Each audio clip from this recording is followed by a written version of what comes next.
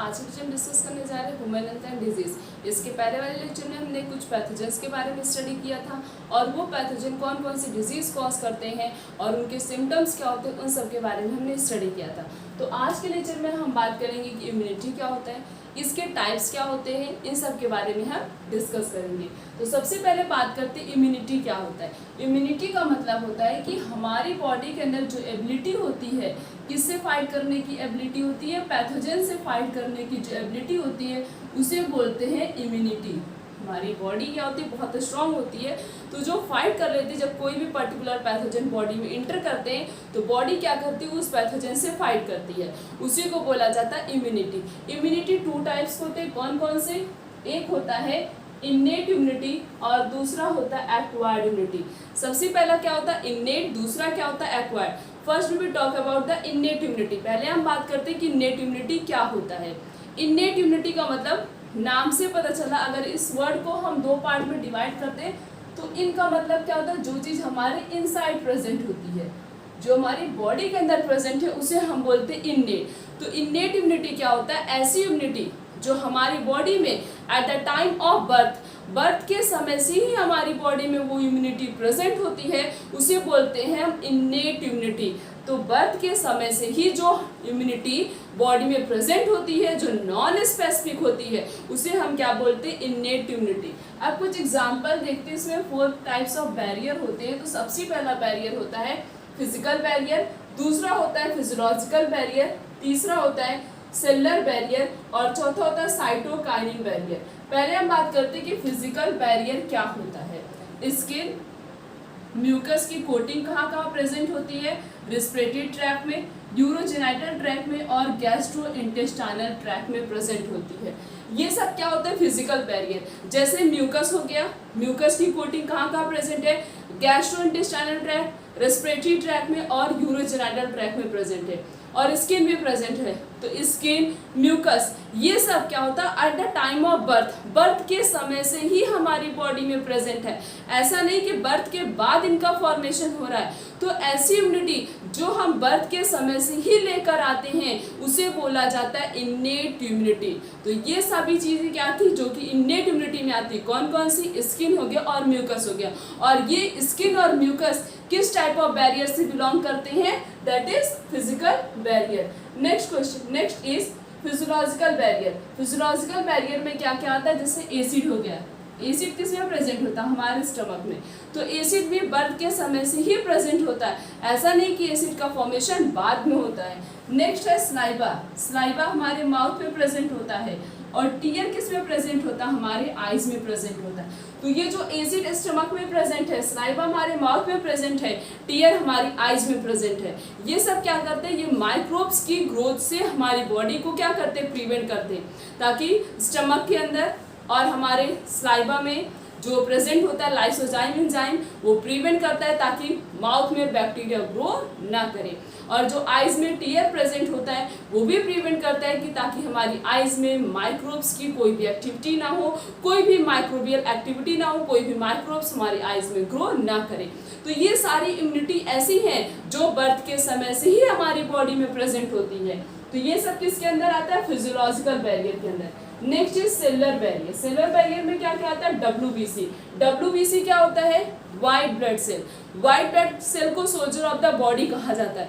क्यों कहा जाता है, क्यों, क्योंकि ये क्या करता है, प्रिवेंट करता है। किससे प्रिवेंट करता है, पैथोजन से प्रिवेंट करता है। जब कोई भी पैथोजन हमारी बॉडी में इंटर करता है तो सबसे पहले हमारा WBC क्या करता है, उससे फाइट करता है और हमारी बॉडी को प्रिवेंट करता है उस पैथोजन से। अब ये WBC भी हम बर्थ के समय से ही लेके आते हैं, ये भी at the time of birth के समय से ही हमारी बॉडी में प्रेजेंट होता है। नेक्स्ट है मैक्रोफेज और natural killer cell. Macrophage, natural killer cell, ये भी बर्थ के समय से ही हमारी बॉडी में प्रेजेंट होती हैं, जो क्या करती हैं, प्रिवेंट करती है हमारी बॉडी को। किससे प्रिवेंट करती हैं, पैथोजन से प्रिवेंट करती हैं। तो ये सब दोनों WBC, मैक्रोफेज और नेचुरल किलर सेल, ये किसके अंदर आता है, सेलुलर बैरियर के अंदर। नेक्स्ट है cytokinin barrier. Virus infected cell secrete a protein called interferon. Virus जो इन्फेक्टेड, ऐसी सेल जिसपे वायरस अटैक करता है, पूरी तरीके से वो क्या हो चुकी है, वो सेल खराब हो चुकी है, वो क्या रिलीज करेगी, वो रिलीज क्या करती है, वो रिलीज करती है प्रोटीन रिलीज करती है जिसका नाम है इंटरफेरॉन।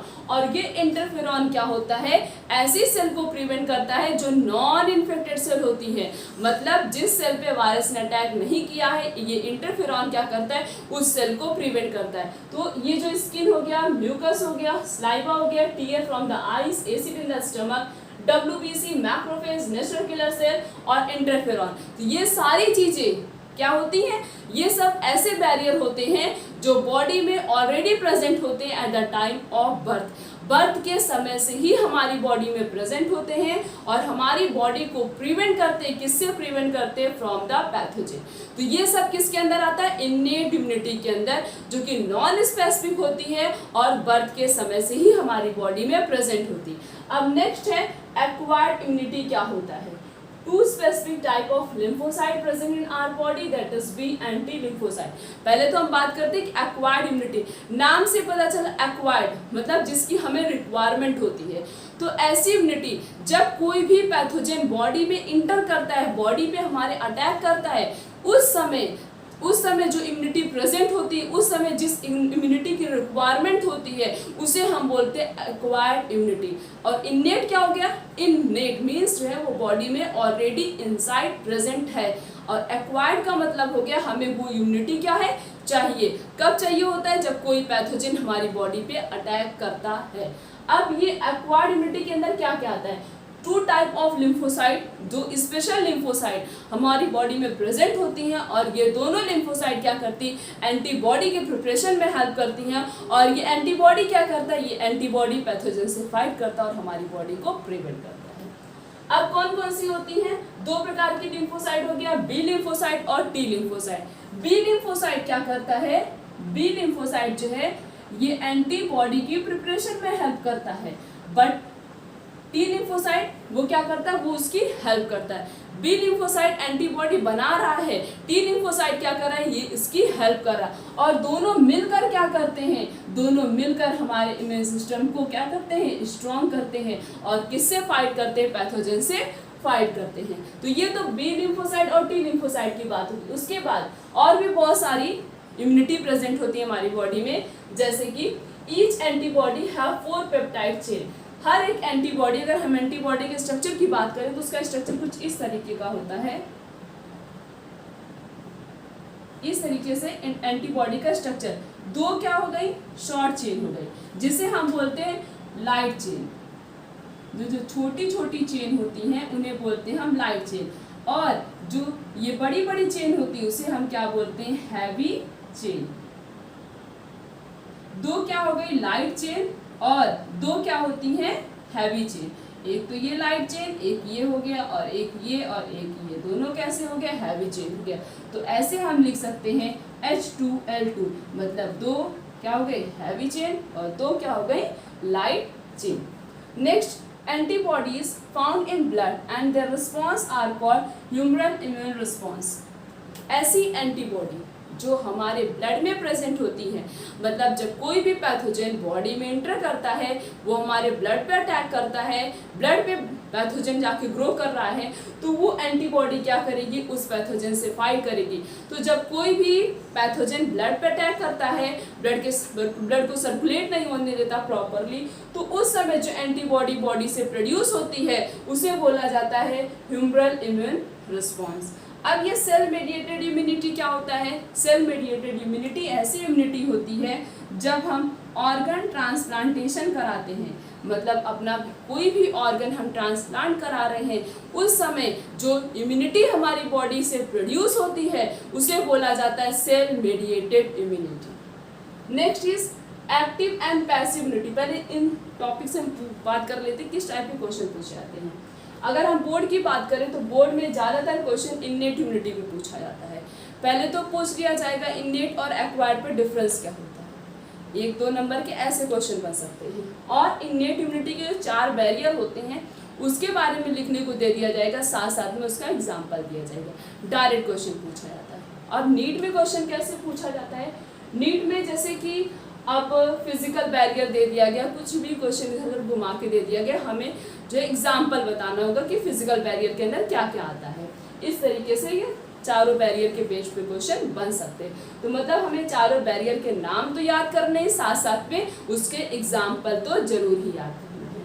और एक्वायर्ड इम्यूनिटी पे कैसे क्वेश्चन बनता है? एक्वायर्ड इम्यूनिटी पे 1 नंबर के क्वेश्चन ऐसे बन सकते हैं कि ये सेल मेडिएटेड इम्यूनिटी कब प्रोड्यूस होता है, या ह्यूमरल इम्यून रिस्पॉन्स कब प्रोड्यूस होता है, कितने लाइट चेन होते हैं, कितने जो है हैवी चेन होते हैं, इसके बारे में पूछा जा सकता है। साथ साथ में एंटीबॉडी का स्ट्रक्चर भी पूछा जा सकता है।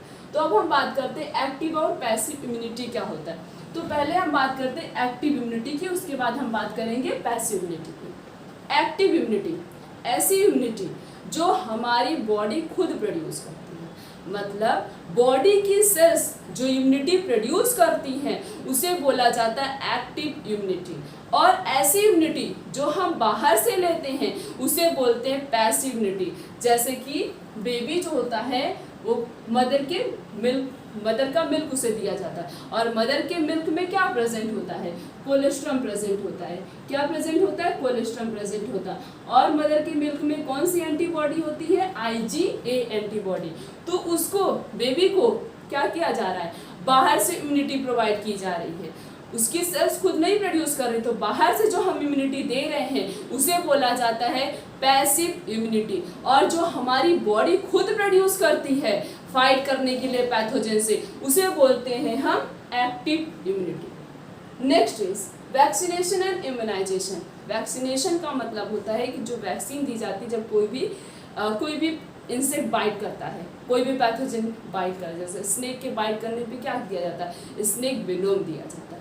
अब ये एक्टिव इम्यूनाइजेशन और पैसिव इम्यूनाइजेशन क्या होता है? एक्टिव इम्यूनाइजेशन का मतलब होता है कुछ ऐसी डिजीज होती हैं जिनकी वैक्सीन पहले से हमें दे दी जाती है, उनका एंटीजन उनकी एंटीबॉडी हमारी बॉडी में पहले से प्रेजेंट है। अगर वो पैथोजन बॉडी पे अटैक भी करते हैं तो वो जो एंटीबॉडी हमारी बॉडी में प्रेजेंट है वो पहले क्या करेगी? उससे फाइट करेगी। जैसे हम अगर बात करें तो पोलियो की वैक्सीन पहले से दे दी जाती है। तो जब कोई भी अगर पोलियो को वायरस अटैक भी करता है तो वो क्या करती है? जो एंटीबॉडी हमारी बॉडी में प्रेजेंट है वो उससे पहले फाइट करती है, उसके बाद हमारी बॉडी को प्रिवेंट कर लेती है उस पोलियो। तो वो जो दिया गया है, पहले से हमें वैक्सीन दे दी गई है पोलियो की, तो उसे हम बोल सकते हैं एक्टिव इम्यूनाइजेशन। अब पैसिव इम्यूनाइजेशन क्या होता है? जैसे जब स्नेक बाइट करेगा उसके बाद किस टाइप का स्नेक, कौन सा स्नेक हमें बाइट कर रहा है, उसके अकॉर्डिंग हम वैक्सीन लेंगे, उसे हम बोलते हैं पैसिव इम्यूनाइजेशन। तो जो हम पहले से ले रहे हैं, ऑलरेडी हमारी बॉडी में प्रेजेंट है, उसे हम बोलते हैं एक्टिव इम्यूनाइजेशन। जो हम बाद में लेते हैं उसे हम बोलते हैं पैसिव इम्यूनाइजेशन। और सबसे बड़ी बात, इसमें एक क्वेश्चन तो हमेशा बनता है, लगभग क्वेश्चन पूछा ही जाता है नीट में, कि हेपेटाइटिस बी की वैक्सीन किससे प्रोड्यूस की? हेपेटाइटिस बी की वैक्सीन जो बनाई गई है वो किससे बनाई गई है? ईस्ट से प्रिपेयर की गई है। नेक्स्ट हम बात करते हैं एलर्जी। एलर्जी क्या होता है? जैसे हम किसी ऐसे इन्वायरमेंट में चले जाएं जहाँ पे हमारी बॉडी उस इन्वायरमेंट को तुरंत जो है क्या करे, वहाँ पे खुद को मेंटेन ना कर पाए। जब हमारी बॉडी किसी नई इन्वायरमेंट में खुद को मेंटेन नहीं कर पाएगी तो क्या होगा? स्नेजिंग होगी, आइज वाटरी हो जाती हैं और रनिंग नोज हो जाएंगे और बॉडी में जो है बहुत सारी प्रॉब्लम हो जाती है। तो यही जो सिम्टम्स, जो ये प्रॉब्लम हो रही है, इसी को हम बोलते हैं एलर्जी। एलर्जी कब होती है? जब हम किसी और इन्वायरमेंट में चले जाते रहने, वहाँ पे हमारी बॉडी खुद को सुटेबल नहीं फील करती है, प्रॉपरली वहाँ पे सर्वाइव नहीं कर पाती है, तो कोई भी रिस्पॉन्स भी वो नहीं शो कर रही है। तो जो हमारी बॉडी कोई रिस्पॉन्स नहीं शो कर रही उस नए इन्वायरमेंट में, उसे हम बोलते हैं एलर्जी। अब एलर्जी होता कैसे है? एलर्जी होता है हमारी मास्ट सेल से कुछ केमिकल रिलीज होते हैं जिसकी वजह से एलर्जी कॉज होती है। अब वो केमिकल कौन कौन से होते हैं? तो सबसे पहला केमिकल है हिस्टामाइन और दूसरा केमिकल है सेरोटोनिन। ये दोनों केमिकल का नाम नीट के पेपर में कई बार पूछा जा चुका, बहुत ही ज़्यादा इम्पोर्टेंट है। कौन कौन से ऐसे दो केमिकल हैं जो एलर्जी कॉज करते हैं? That is histamine and serotonin. ये दोनों केमिकल बॉडी में रिलीज होते हैं। कहाँ से रिलीज होते हैं? मास्ट सेल से रिलीज होते हैं और क्या करते हैं? एलर्जी कॉज करते हैं। अब इनके सिम्टम्स को हम कैसे रिड्यूस कर सकते हैं? सिम्टम्स को हम रिड्यूस करेंगे कुछ मेडिसिन का यूज़ करेंगे, कुछ ड्रग्स का यूज़ करेंगे। जैसे कि एंटीहिस्टामाइन का यूज़ करेंगे, एडरलिन का यूज़ करेंगे और किसका यूज़ करेंगे, स्टेरॉइड का यूज़ करेंगे। इन तीनों चीज़ का यूज़ करके हम क्या कर सकते हैं, एलर्जी के सिम्टम्स को रिड्यूस कर सकते हैं। और एलर्जी के लिए कौन सा एंटीबॉडी रिस्पॉन्सिबल होता है, दैट इज IgE। और मदर के मिल्क में कौन सा बॉडी होता है, IgA होता है। ये भी कई बार पूछा जा चुका है नीट के पेपर में कि एलर्जी के लिए कौन सा एंटीबॉडी रिस्पॉन्सिबल होता है, इसका नाम है IgE। उसके बाद है ऑटो इम्यूनिटी। ऑटो इम्यूनिटी का मतलब होता है जब हमारी बॉडी किसी जेनेटिक डिसऑर्डर की वजह से या बॉडी में कोई प्रॉब्लम होती है उसकी वजह से हमारी सेल जो होती हैं वो खुद की सेल को ही डैमेज करने लगती है। जब अपनी ही सेल को डैमेज करने लगती है तो उसे बोला जाता है ऑटो इम्यूनिटी।